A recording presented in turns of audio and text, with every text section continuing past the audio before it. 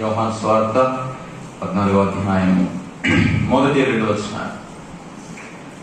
మీ హృదయమును కలవరపడనీయకుడి, దేవుని యందు విశ్వాసం ఉంచుతున్నారు, నా యందు విశ్వాసం ఉంచుడి. నా తండ్రి ఇంట అనేక నివాసములు కలవు, లేని ఎడల మీతో చెప్పుదును. మీకు స్థలం సిద్ధపరచ వెలుచున్నాను. మరొకసారి 1-2 వచనాలు కాస్త చదవచ్చిన వాళ్ళు దగ్గరగా చదవడానికి ప్రయత్నం చేయండి. మీ హృదయములను కలవరపడనీయకుడి, దేవుని యందు విశ్వాసం ఉంచున్నారు, నా యందు విశ్వాసం ఉంచు. నా తండ్రి ఇంట అనేక నివాసములు కలవు, లేని ఎడల మీతో మీకు స్థలం సిద్ధపరచ వెళ్ళుచున్నాను. ప్రభు సహాయమై చిన్న ప్రార్థన చేసుకున్నాం.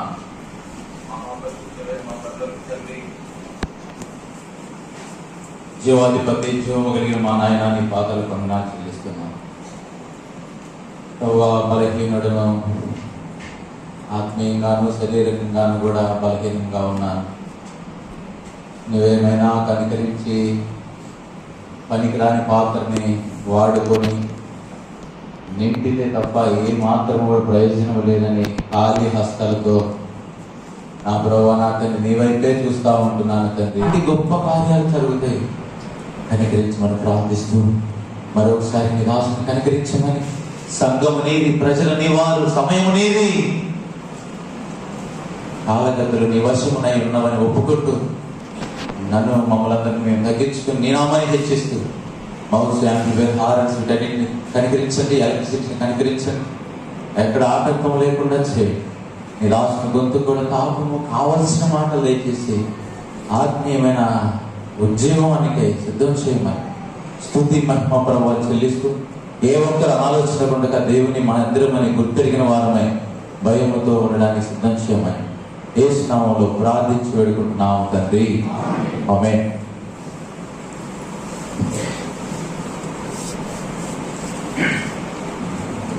చెప్పుకోదగ్గ విషయం ఏంటంటే, నేను వచ్చిన దగ్గర నుంచి చూస్తూనే ఉన్నా, అంకుల్ ఈ వయసులో కూడా ఆయన ప్రార్థన అనగా మోకాల మీదకి వస్తున్నాడు. నా మాదిరిగా గేదెలు ఎలా పడుకుంటాయి, ఇట్లా క్రాస్ సిట్టింగ్ వేస్తాయి గేదెలు. నేను కూడా ఒక గేదెనే, అట్టాగే మోకాలు వేస్తుంటాను. ఆయన మాత్రం ఇందాక ఆ రూమ్లో పూర్తి మోకాలు వేసి చక్కగా ప్రార్థన చేస్తా వచ్చినాడు.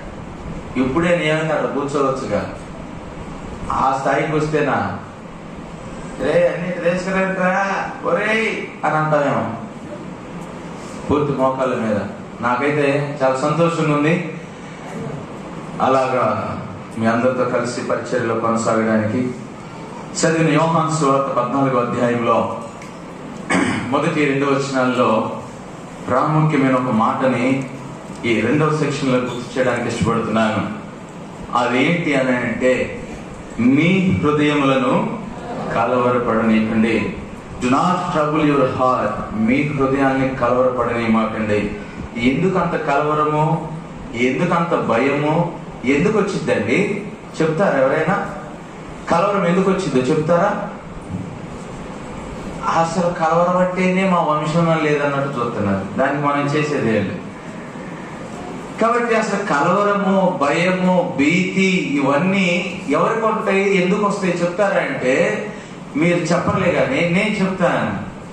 తన జీవితంలో తినటానికి కూడా తిండి దొరకని పరిస్థితుల్లో, ఇంట్లో ఏమీ లేనప్పుడు, తర్వాత సాయంత్రం స్కూల్ నుంచి పిల్లలు వచ్చి ఆకలి అని అంటే వారికి పెట్టడానికి ఏమీ లేనటువంటి తండ్రి ఉంటాడే, అడగండి చెబుతాడు ఆ బాధ ఏంటో. పాప పిల్లోడు ఇద్దరు కష్టపడి చదివి స్కూల్లో ప్రయోజకులయ్యే అంత మంచి ఫస్ట్ క్లాస్ చదువుతున్న పిల్లలు ఉన్నారు. తండ్రికి రెక్కాడితే గానీ డొక్కాడదు, చేతిలో పనులు లేవు, తింటము గంజి తాగటమే కలో గంజం అన్నట్టు అయిపోతున్న పరిస్థితి. ఇలాంటి పరిస్థితుల్లో బిడ్డలు వచ్చి, నానా నేను కూడా కాలేజీ చదువులకు వెళ్తాను అని అంటదేమో అని ఆ తండ్రిని అడుగు చెబుతాడు ఆయన భయం ఎలాంటిదో. ఇది బొమ్మకు ఒకవైపు, నాణ్యానికి ఒకవైపు బొమ్మ అనుకుందాం. బొలుసు అనేది ఉంది ఇంకొకటి, నాణ్యానికి రెండో భాగం. ఒక దొంగతనం చేసి వచ్చినాడు ఉన్నాడు, పోయి వాడిని అడుగు, వాడి భయం ఏంటో, వాడి కలవరం ఏంటో వాడు చెప్తాడు. అదే మాదిరిగా దేవుని యందు భయాన్ని లేకుండా, భక్తి లేకుండా బతుకుతున్న విశ్వాసిని అడుగు, చెబుతాడు. ఏమని? నీ హృదయానికి కలవరం అని అడిగితే, ఆయన రాకడ దగ్గర పడేలా ఉంది, నాకు మాత్రం మాత్రం సిద్ధపాటు లేదు అని అప్పుడు అతన్ని అడిగితే చెబుతాడు ఆ కలవరం ఏంటనేది. అర్థమైందనుకుంటా నేను చెప్పాలనుకున్న ఉద్దేశం. ఈ రోజున నీ హృదయం కలవడానికి కారణం ఏంటి? ఓ వైపున ఆయన ఉండే స్థలంలో నిన్ను కూడా ఉండాలి అని ఆయన ఇష్టపడతా ఉన్నాడు. ఒకవైపునేమో నీ హృదయం కలవరంగా ఉంది. అనాపన చదివినోడికి వాడికి ఏముంటది? భయం లేక, తప్పుతానా పాస్ అవుతానా, పాస్ అవుతానా తప్పుతానా, తప్పుతానా పాస్ అవుతానా, అదే వాడి కొట్టుమిట్లాట, అదే వాడికి మూడో ప్రపంచ యుద్ధంతో సమానం. వాడికి చక్కగా అద్భుతంగా రాణించి ఖచ్చితంగా మంచిగా చదువుకున్నోడి వాణ్ణి పోయి అడుగు, నాకు భయం ఏంట్రా, రేపు పెట్టే ఎగ్జామ్, లేదంటే ఇప్పుడు పెట్టు, నేను రాస్తా, 100% నేను తెచ్చుకుంటా అంటాడు, అన్ని సిద్ధపడ్డాడు. ఇప్పుడు అర్థమైంది అనుకుంటా. ఎవరి జీవితంలో సిద్ధపాటు ఉండదో, ఎవరి జీవితంలో ఆ రాకడికి సిద్ధపాటు లేదో, వారి జీవితంలోనే కలవరం. ఆ నివాసానికి సిద్ధపడాల్సినంతగా సిద్ధపడిన వ్యక్తి జీవితంలో, విశ్వాస జీవితంలో, ప్రభువు తగినట్టుగా నడుచుకునే వారి జీవితంలో కలవరం.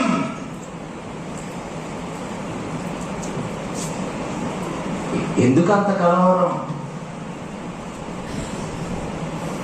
కలవరం ఎందుకంట?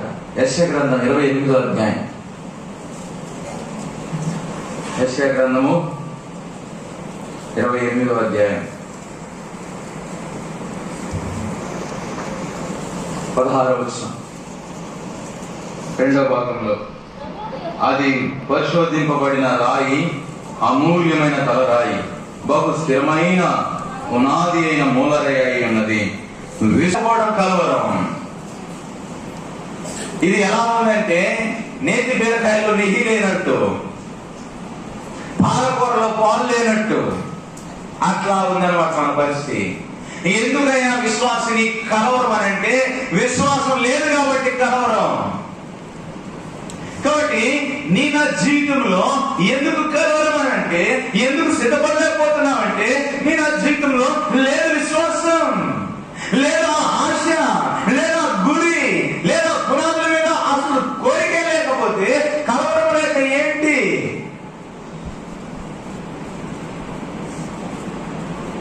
ఎప్పుడు చూసినా భయమే, ఎక్కడ చూసినా భయమే. కరోనాలో కానీ పక్కనింటోడికి పోదామంటే భయమే, రాజుని పోయేవాడిని పలకరిద్దామంటే భయమే, అంతను కట్టుకున్న భర్త వాడి ఆఫీసుకు పోయి వాడితో మాట్లాడాలన్న భయమే. ఎందుకు? యాడంటుకునిద్దో అది భయం. కరోనా ఒక్కటే వచ్చింది, అల్లకల్లోలం చేసింది. ఏమో రేపు వచ్చే నెల ఏమొస్తుందో. ఒకవైపు మణిపూర్లో భయంకరమైనటువంటి దాడులు జరుగుతూ ఉన్నాయి. రేపు నీ మల్లవరం లంకలో ఏమైందో, ఆంధ్ర రాష్ట్రానికి ఏమైందో, నీ విశ్వాసం ఏమైందో ఆలోచన ఉందా? ఏమైనా నాకేం పట్టింది అన్నట్టున్నావా? ఎందుకు నీకు కలవరము, ఎందుకు నీకు భయం అంటే విశ్వాసం లేదు. విశ్వాసం ఉంటే కలవరం ఉండదు, సిద్ధపాటు ఉంటే కలవరం ఉండదు, టెన్షన్ ఉండదు. టికెట్ రిజర్వేషన్ అయితే నీకు డోకా ఉండదు. పోతావు చక్కగా, నీ కోచ్ S7 S5 లేదంటే C1 C2 A1 A2 ఎక్కడైతే వస్తుందో అని పోయి నిల్చుంటావు. ముందుగానే నేమ్ ప్లేట్ డిస్ప్లే అవుతుంది. పోతావు C1 అనే C1 కాడికి పోయి నిల్చుంటావు. సరాసరిగా రైలు వచ్చి నీ ముందు ఆగిద్ది, డోర్స్ ఓపెన్ అవుతాయి. రాజరికం లాగా చక్కగా పోయి ఏసీ కోచ్ లో పడుకొని ఇక బీమార్లో దిగుతావు. నేనేం దిగలేదులేండి, అక్కడ అనుకోమాకండి. రిజర్వేషన్ ఉంది, మీటింగ్లు ఉండకపోతే జనరల్ కోచ్ ఎప్పుడు వస్తున్నాయా, ఎప్పుడు ఎక్కాలా, అసలు ఉంటాయా ఉండవా, దానితో సమయం మెడకేమో డోలు అన్నట్టు ఈ భార్యని బిడ్డలు వేసుకొని పోతా ఉంటివి నువ్వు. నీ విశ్వాస ప్రయాణంలో కూడా అదే మాదిరి జీవితమే కొనసాగుతా ఉంది. నువ్వు ఒక్కడే పోవాలని నీ కోరిక కాదు. నీ భార్య వెళ్ళాలి, నీ భర్త వెళ్ళాలి, నీ బిడ్డలు వెళ్ళాలి, అందరిని వేసుకొని పోవాలి. నువ్వు ఆ విశ్వాసం ఉన్నటువంటి ఆ స్థలంలోనికి, పునాదులు కలిగిన పట్టణంలోనికి నువ్వే కలవరపడితే, నీ హృదయమే భయపడతా ఉంటే ఇక నువ్వెక్కడ పోతావు? నీతో పాటు నీ నమ్మకుండా నువ్వే ఎత్తపోతావు. అర్థమైంది అనుకుంటున్నా నేను. యోబు గ్రంథం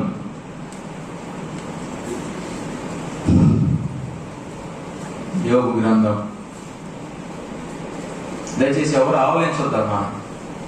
అస్సలు ఆవలించారంటే నాకు అస్సలు వాక్యం చెప్పదు. ఇక చెప్పాను, నాకు ఒక్క నిమిషం పర్మిషన్ ఇస్తే వెళ్ళి పడుకుంటే ప్రాణం ఎట్టిపోయిద్దో. 3 రోజుల మీద మహా పడుకుంటే ఒక 4-5 గంటలు అంటే ఒక రోజు నిద్రపోయినంత నిద్రపోయా 3-4 రోజుల నుంచి. శరీరం ఎంత బడలికగా ఉందంటే 2 రోజులు ఆల్రెడీ అక్కడ వర్తమానాలు అయిపోయినాయి, మీటింగ్స్. మళ్ళా ఈ రోజు మళ్ళా రేపు ఉంది నాకు. మీకంటే నాకు ఇంకా నిద్ర ఎక్కువగా వస్తా ఉంది. అర్థమైందా? చేతులు జోడించి ప్రేమతో చెబుతున్నానే కానీ హెచ్చరిక కానే కాదు. యోబు గ్రంథం చెప్తున్నా. ఎన్నో అధ్యాయం చెప్పట్లేదని మీరు అడిగేది. 4వ అధ్యాయం.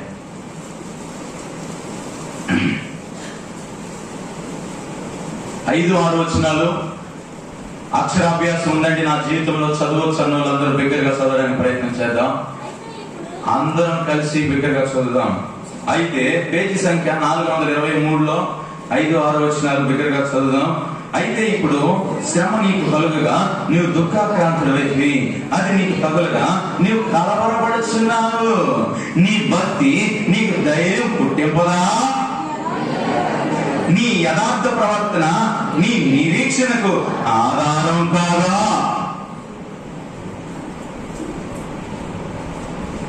అర్థమైందని అనుకుంటా. శ్రమ వస్తే గాని నీ శ్రమే నీ కలవరానికి కారణం అవుతుంది. నీ శ్రమకు కారణం ఏంటో ముందు అది ఎత్తుకు. ఎక్కడుందో నీ శ్రమకు కారణం? ఎందుకు నా జీవితంలో ఈ శోధన? ఎందుకు నా జీవితంలో నా భర్త మారట్లా? ఎందుకు నా జీవితంలో నా భార్య నాకు లోబడి జీవించట్లా? ఎందుకు నా జీవితంలో నా బిడ్డలు నా మాట కాదని కాలనాశి ముందుకు పోతా ఉన్నారు? ఎందుకని నీ పట్టిందల్లా నాశనమే అవుతుంది? బంగారం కాకుండా ఆలోచించు. పట్టిందల్లా బంగారం కావట్లేదని పడితే బంగారం అయితే నన్ను అడిగారు. బంగారం మా ఇంట్లో ముక్కు పడకపోలేదు. బంగారం మా ఆవిడకి అసలు చెవులు కానీ ముక్కులు కానీ ఏమి కుట్టిలా, ఏమి బొంగరాలు ఏమి ఉండవు. మాకు మహానుభావుడు చేతులు కలిపి ప్రమాణాలు అన్నాడు భక్సింగ్ గారు, అదే చేశాం. కానీ తిమోతి గారు మూతి మీద మేసు ఉన్న మొగుడు అయితే కట్నం ఆడపిల్లకి ఇచ్చి చేసుకున్నాడు. అట్టాగే కట్నం ఇచ్చి చేసుకున్నాను నా భార్య. ఇక కాదు. 4వ అధ్యాయము 5-6 వచనాల్లో అయితే ఇప్పుడు నీ శ్రమ నీకు కలుగగా నీవు దుఃఖాక్రాంతుడవైతివి. అయితే అది నీ తగులుగా నీవు కలవరపడుచున్నావు. ఇప్పుడు దాకా మాకు రాలేదులే మా వీధికి రాలేదులే అనుకోగానే తటక్కన వచ్చిందే కరోనా నీ వీధికి. మీ వీధికే కాదు, మీ ఇంటికి కూడా వచ్చిందిగా. అర్థమైందా? రేపు ఏమవుతుందో, కాసేపుడికి ఏమైద్దో అర్థమవుతుందా? నీకు తగిలితే అర్థమైంది. అర్థమవుతుందా? చాప కింద నీళ్లు లాగపోతుంది పాపము. ఎప్పుడు చల్లగా తగిలేదాకా స్పర్శ లేకుండా ఉంటే తడిసిపోయిద్ది. పాపం నాకు కనబడట్లేదులే, ఎవ్వరు కనబడట్లేదు, నా భార్య కనబడట్లేదు, నా భర్త కనబడట్లేదు, మా అమ్మ నాన్న కనబడట్లేదు, మా సేవకుడు కనబడట్లేదు అని చాప కింద నీళ్లు లాగా పోతా ఉందో జాగ్రత్త పడదాం. ఒకరోజు ఎప్పుడో ముంచిద్ది మనల్ని. జాగ్రత్త పడదాం. నీ భక్తి నేనంటలా, నీ భక్తి నీకు ధైర్యం పుట్టింపుదా? ఏమంత ధైర్యం లేదు నీకు? దేవుడు రాకల్లో నువ్వు ఎత్తబడతావు ధైర్యం నీకు లేదా? అదే నా అర్థం. నీ భక్తి నీకు ధైర్యం పుట్టించదా? భక్తురాలు భక్తుడుగా ఉంటున్నావు కదా.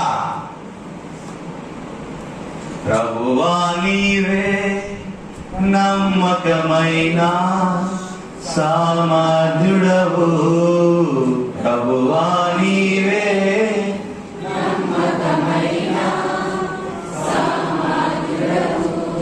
ఎంతో గొప్ప అద్భుతమైన రాశాంతుడా దయాళుడా, ఎంతో గొప్ప అద్భుతమైన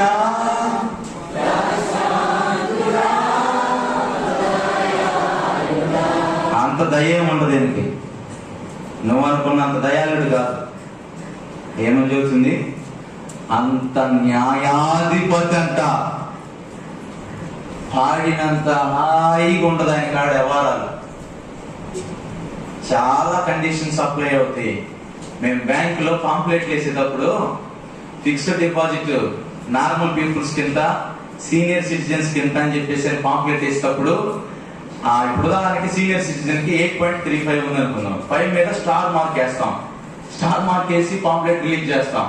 రిలీజ్ చేసినాక కింద ఆ స్టార్ మార్క్ కింద వేస్తాం. స్టార్ మార్క్ వేసి కండిషన్స్ అప్లై అని పెడతాం.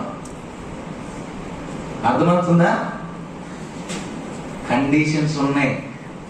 భూమి మీద ఒక మానవుడి కాడే ఇన్ని కండిషన్స్ దాచిపెట్టి ఊరక స్టార్ మార్క్ పెట్టి ఎవరు కనపడదు అని కింద స్టార్ మార్క్ వేసి కండిషన్స్ అప్లై అని రాస్తున్నావే. జీవము కలిగిన దేవుడి దగ్గర, న్యాయాధిపతి దగ్గర నువ్వు అనుకున్నంత జాలివంతుడు, ప్రేమమయుడు, కరుణామయుడు ఆ దినాలు లెక్కలు పోయి ఆయన రాబోతున్నాడు. ధవల సింహాసనం తీర్పు ఉంది. నువ్వు ప్రేమమయుడుగా, కరుణామయుడుగా, నాయన నేనయ్యా మల్లవరం గ్రామం, మల్లవరం లంక, ఈ లంకలో ఉన్నాను, నాకు అన్ని వంకే అంటే కుదరదు. ఈ మందిరం పేరేంది? సీఎం. నేనయ్యా సీఎం మాది. అసలే మా దైవ సేవకులు బన్నబాస్ గారు మార్కెట్ గారితో కలిసి పని చేశాడు. మంచిగా మమ్మల్ని పెంచినాడు. మేమే కాస్త వంకరగా తిరిగాము. అయినా కొంచెం కనికరించరాదు, డోర్ ఓపెన్ చేయంటే చూశారులే నీ చక్కదనం అంటాడు. మీరెవరో నేను ఎరుగనే అంటాడు. అంత మాట అని మెల్లకుండా తోడెత్తే బాగుండు. ద్రోహులారా, ఈ మాట కోసమే బతికే తిన్నారు మనం. వచ్చిన వాళ్ళందరినీ రకరకాల వర్తమానికుల్ని, పాస్టర్ని, సంఘ ప్రాంతాలకి, బైబిల్ స్టడీలకి ఇన్ని వర్తమానాలు కూర్చొని సాగుబొట్టి చెవులు మూసిపోతుంటారు. ఒక్కొక్క నాలుగోటోళ్ళు భరించి భరించి ఉండేది దేనికి? మీరెవరు నేను ఎదుగునని చెప్పుకోవడానికి దేవుడి దగ్గర అంటాడు. అసలు దేవుడు అట్ట ఎవరికోను అన్ని లేనికొని బాధలు చేస్తా వచ్చే మంచి మాటలు చెప్పాయి అంటే అన్ని భయపెడతావు. నువ్వు వచ్చి భయమే భయమే. అబ్రహాం చూసి ఆ మాట అనలేదే మరి. వస్తావా హెబ్రీ గ్రంథంలోకి ఒకసారి అటు చూసి వద్దాం రండి. హెబ్రీ గ్రంథం సమయానికి ముగిస్తా. ఏం అసలు ఆవగింత కూడా డౌట్ పడాల్సిన పని లేదు. ఆ నుంచి వాసన రాగానే వదులుతారు. ఇంకంతే, సందేహం లేదు. వదలట్లేదంటే వాసన రావట్లేదండి, అంతే సందేహం. పోవటం మీరన్నా ధన్యాలు బట్టి పొడేసి రావటమే. ఎంత బాగా అవుతున్నారు చూడు. 2 అధ్యాయంలో వద్దాం. ఆ హెబ్రీ గ్రంథంలో, హెబ్రీ రాసిన పత్రికలో 11వ అధ్యాయం 16వ వచనం అందరం దగ్గరగా చదవచ్చిన వాళ్ళం. అయితే వాడు మరి శ్రేష్టమైన దేశం అనగా పరలోక సంబంధమైన దేశమును కోరుచున్నారు. అందుచేత తాను వారి దేవుడునని అనిపించుకున్నట్టుకు దేవుడు వారిని గూర్చి సిగ్గుపడడు. తాను వారి దేవుడునని అనిపించుకున్నట్టుకు దేవుడు వారిని గూర్చి సిగ్గుపడడు. ఎందుకో మరి అబ్రహాం గురించి నేను అబ్రహాము దేవుడను అని అనిపించుకోవడానికి సిగ్గు లేకుండా చెప్తాడు దేవుడు. నేను ఇస్సాకు దేవుడను అని చెప్పుకోవడానికి సిగ్గు లేకుండా చెప్తాడు. సిగ్గే ఉండదు దేవుడికి అసలు. యాకోబు దేవుళ్ళని వాడు చెబుతాడు, సిగ్గుపడడు. ఈరోజు ఆయన నేను మనందరం చెబుతాం భక్త సింగారి దేవుడని. సిగ్గు లేకుండా ధైర్యం ఉంది, ఆ భక్తి ఉంది. కానీ దేవదూతల ఎదుట నేను సాలేము వాడి దేవుణ్ణి, వాడి కుటుంబానికి సంబంధించిన దేవుణ్ణి అని ఆ సాక్ష్యం నా గురించి ఉన్నప్పుడు ఏం ప్రయోజనం? ఏం ప్రయోజనం లేదు. ఎంత గొంతు దించాల్సినా, ఎంత వాక్యాలు చెప్పినా, ఎంత గొంతు బాగొట్టుకున్నా, ఒళ్ళు అరిసిపోయి సావుకు దగ్గరయ్యేలా పరిచయం చేసినా నేను నీ దేవుణ్ణి కాదు అని అనిపించుకోవడానికి ఆ బతికేది. కారణం ఎక్కడుంది? లోపం ఎక్కడుంది? నీ భక్తి నీకు ధైర్యం పుట్టించదా? అసలు భక్తి ఉంటే ధైర్యం ఉండడానికి.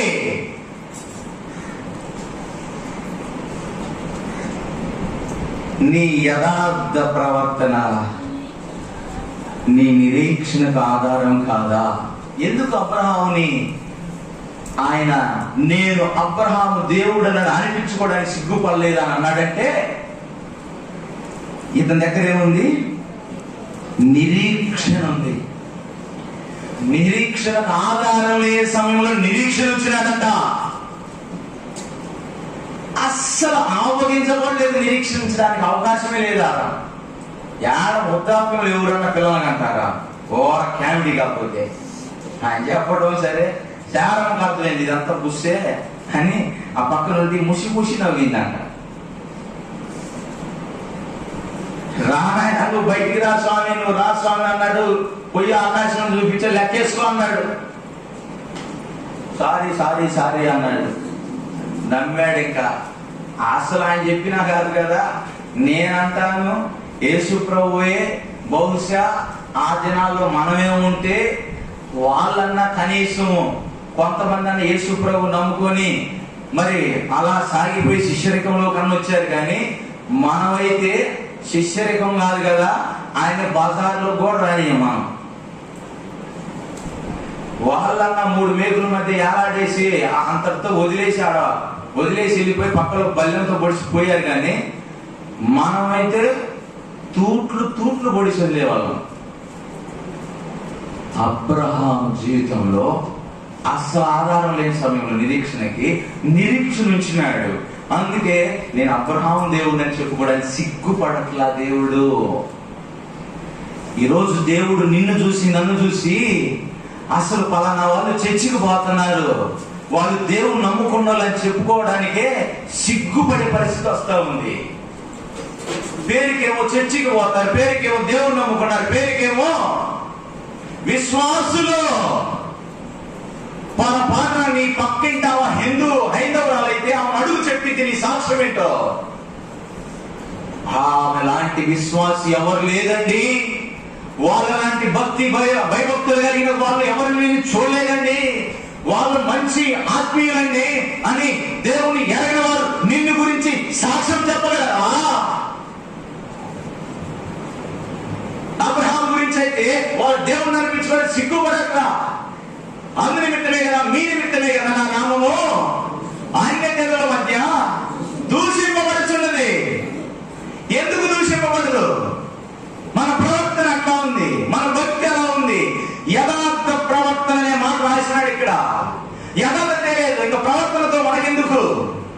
యథార్థత లేనప్పుడు దేవునికి యథార్థ హృదయం లేదా? ఆయన ఏ మేలు చేయక మానడంట. ఆయన కనుదృష్టి సంచారం చేసిందంట. నీ మీద ఆయన సన్నిధి కాంతి ఉదయపజేస్తాడంట.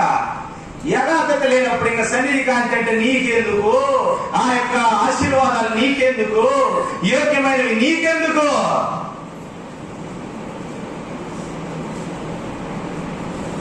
నీ భక్తి నీకు ధైర్యం పుట్టింపదా? నీ యథార్థ ప్రవర్తన నీ నిరీక్షణకు ఆధారం కాదా? ఈ మధ్యాహ్నం కూడా నేను కూడా దేవుని అధికారమును బట్టి అడుగుతున్నా, ఈరోజు మన నిరీక్షణ ఆధారం దేని మీద ఉంది? మన యథార్థ ప్రవర్తన మీద. దేని మీద ఉంది? మన యొక్క యథార్థ ప్రవర్తనే. మన ప్రవర్తన ఎట్లుందో ఒక్కసారి ఆలోచించేద్దామా? కొంచెం అన్నా మన ప్రవర్తన నిన్ను చూసినప్పుడు, నన్ను చూసినప్పుడు అందరూ ఏమని సాక్ష్యం ఇవ్వాలా? యేసు ప్రభు వారిని యోహాను సువార్త 1వ అధ్యాయం 36వ వచనంలో ఏమని సాక్ష్యం ఇచ్చినారు? అతడు నడుచుచున్న యేసు వైపు చూచి, ఇదిగో దేవుని గొర్రె పిల్ల అని సాక్ష్యం ఇస్తున్నాడండి. ఈరోజు నిన్ను చూసి, నన్ను చూసి, అదిగో ఆ అన్న దేవుని నమ్ముకున్నాడు, అదిగో ఆ యవనస్తురాలు చర్చికి పోతున్న అమ్మాయి విశ్వాసి, అదిగో ఆ పెద్ద ఉందే దేవుని నమ్ముకున్నామే, అదిగో ఆ అన్న ఉన్నాడే, ఆ అక్క ఉందే, ఆ తమ్ముడు ఉన్నాడే, ఆ చెల్లి ఉందే దేవుని యందు విశ్వాసం ఉంచిన బిడ్డ. అతడు నడుచుచున్న యేసు వైపు చూచి, ఇదిగో దేవుని గొర్రె పిల్ల. ఆయన నడుస్తా వెళ్తా ఉన్నాడు యేసు ప్రభు వారు. నడుస్తూ వెళ్తున్నటువంటి యేసు ప్రభు వారిని చూసి అంటున్నాడు, ఎవరు? దేవుడా. బాగా చెప్పారులే. ఎవరు? యోహాను చెబుతున్నాడు. తెలుసు కదా ఇవన్నీ. ఏమంటున్నాడు? నడుస్తా వెళ్తా ఉన్నాడు. అలా పోతున్నాడు ఆయన దారిని. ఆయన పోతా ఉంటే, అదిగో దేవుని గొర్రె పిల్ల. ఈరోజు నువ్వు నేను మన బజార్లో వెళ్తుంటే ఏం సాక్ష్యం వస్తుందో. వామ్మో పోతున్నాయ్యా బైబిల్ పట్టుకొని మహానుభావురాలు తెల్ల చీర కట్టి ముసుగేసి అని అంటున్నారా? అబ్బో పరిశుద్ధుడు బయలుదేరాడయ్యా తెల్ల సొక్కా వేసి తెల్ల ప్యాంట్ వేసి బైబిల్ పట్టుకొని పోతున్నాడు అంటున్నారా? అబ్బో వచ్చిందయ్యా పాత్రలు పోయి అమ్మాయిని అంటున్నారా కాలేజీలో?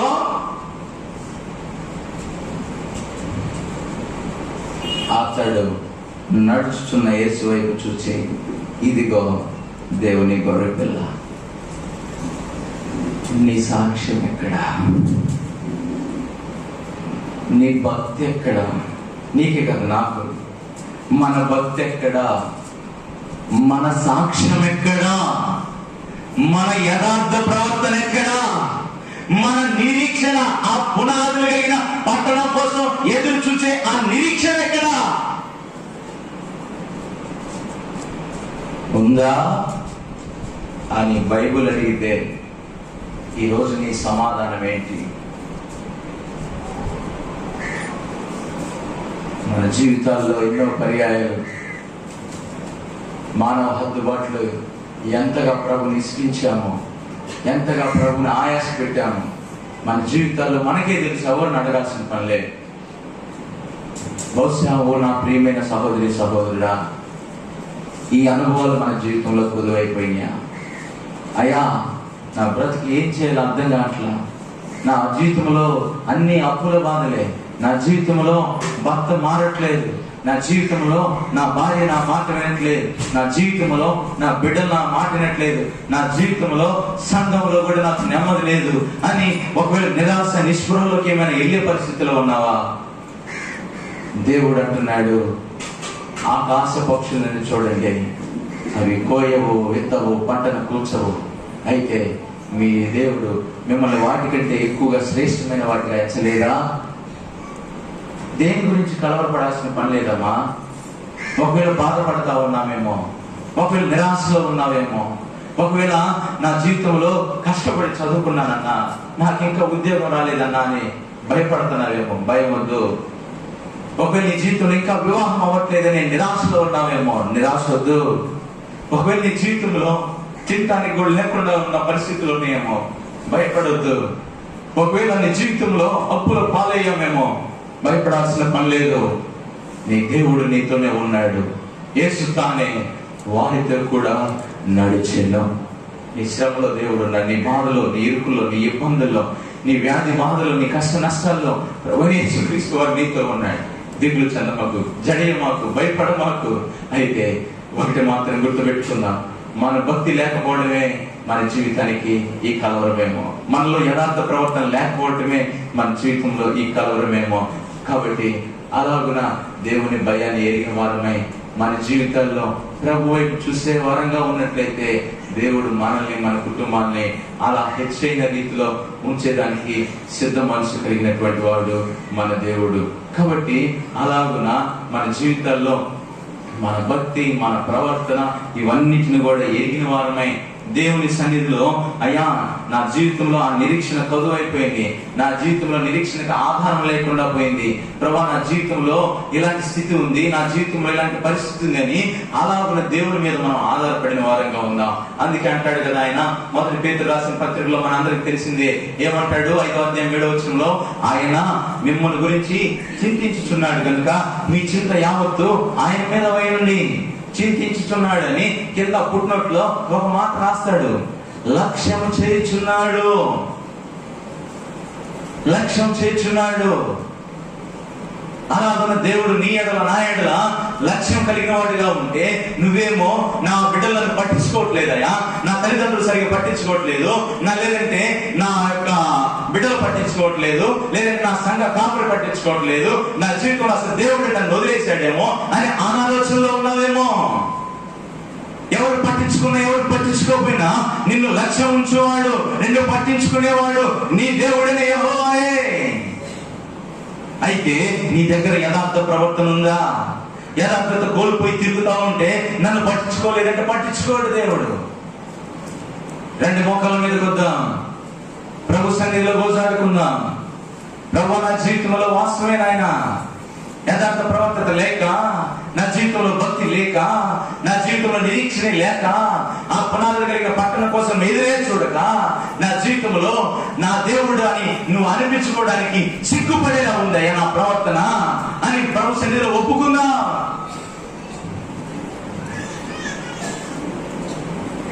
రక్షించబడిన నీ జీవితంలో ఇలాగుంటే మరి రక్షలేని వారి జీవితంలో ఇంకా యేసు ప్రభు నాకు తెలియదండి, ఇంకా వాయిదాలు వేస్తా, మారు మనసు పొందకుండా, బాప్తిసం తీసుకోకుండా, పాప క్షమాపణ అనుభవం లేకుండా రోజులు దొరికిస్తున్నావేమో.